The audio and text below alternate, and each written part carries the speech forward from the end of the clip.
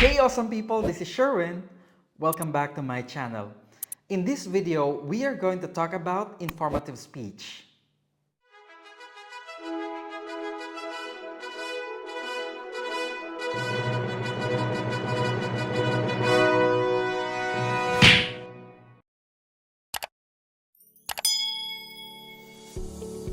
Very simply, an informative speech can be defined as a speech based entirely and exclusively on facts.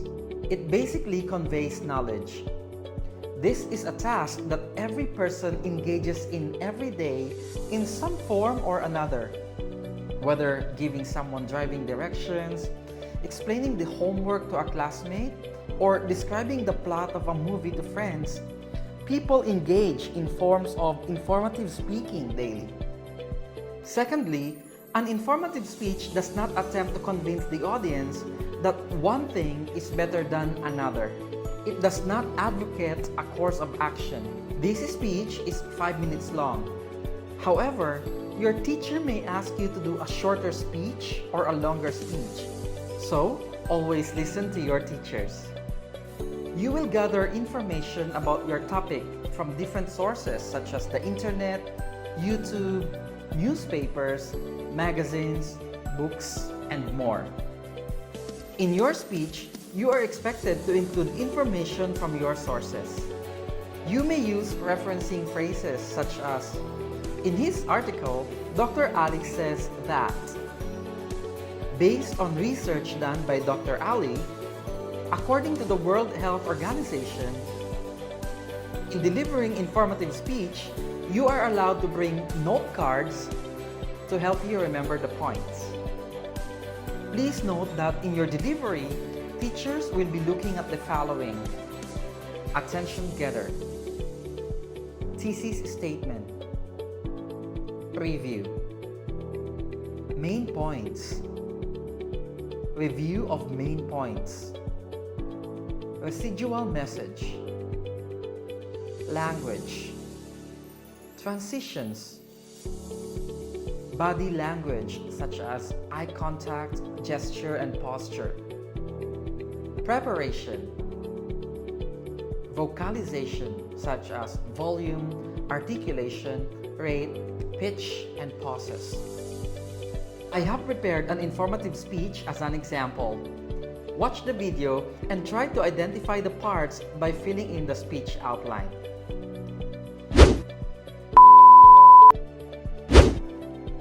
Hey, wait! Since you're still here, you may want to consider clicking the subscribe button. Awesome! Here is my speech. How black is your coffee?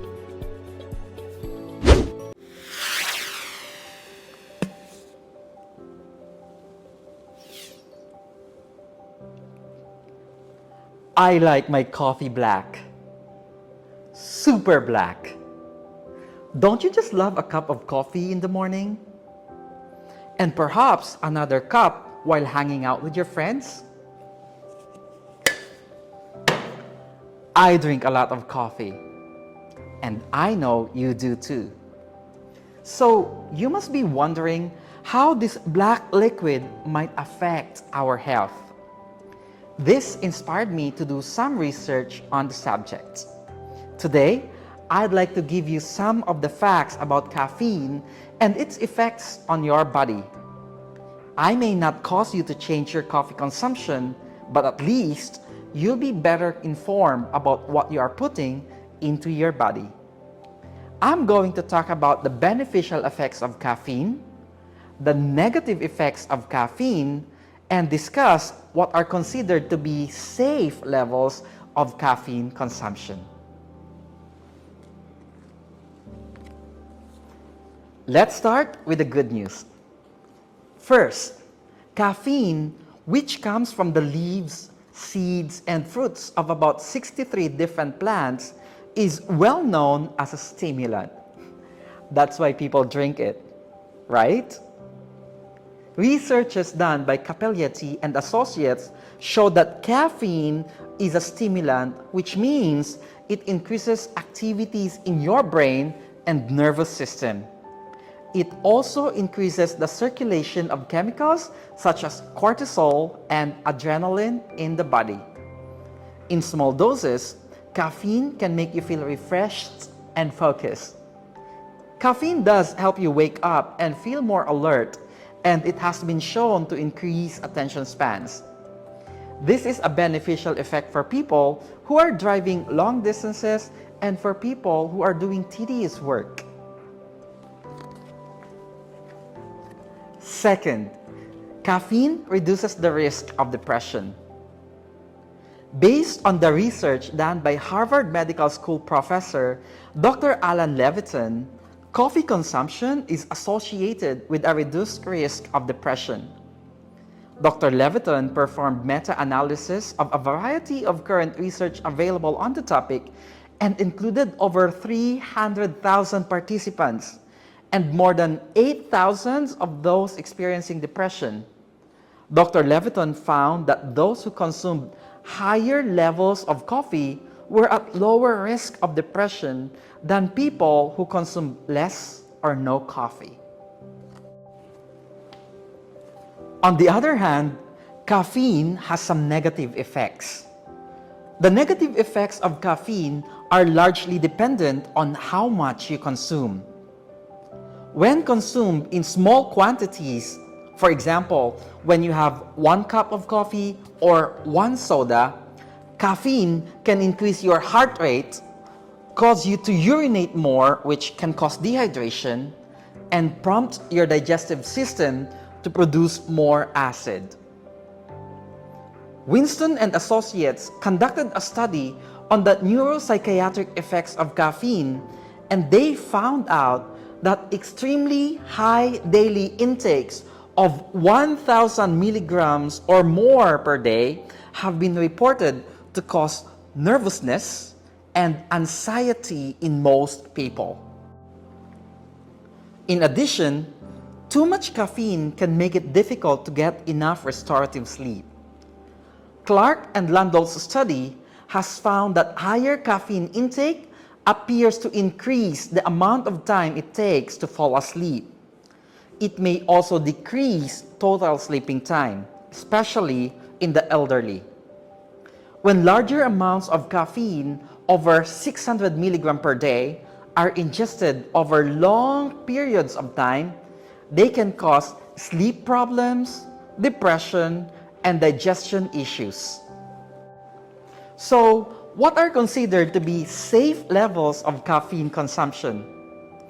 They say that having up to 3 cups of coffee a day or 250 milligrams of caffeine is considered average or moderate. 10 cups of coffee a day is considered excessive. Most sodas with caffeine, unless they are specially enhanced, have about 35 milligrams of caffeine per 8 ounces. This means that you don't have to worry too much unless you are drinking several 2-liter bottles per day. Also, the effect of caffeine on you personally will depend on a number of factors such as your weight, your general health, your mood, and personal sensitivity to caffeine. In this speech, I was glad to share information about our favorite drink, coffee. I discussed how caffeine can have both positive and negative effects on our health and well-being. And also, I talked about the safe levels of caffeine consumption. Nevertheless, the bottom line is that if you drink your coffee in moderation, you don't have to worry too much.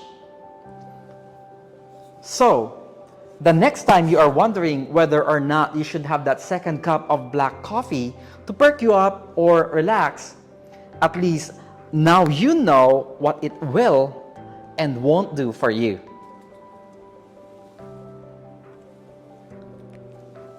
Enjoy your coffee.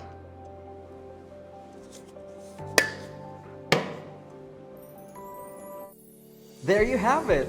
Please don't forget to like, share, and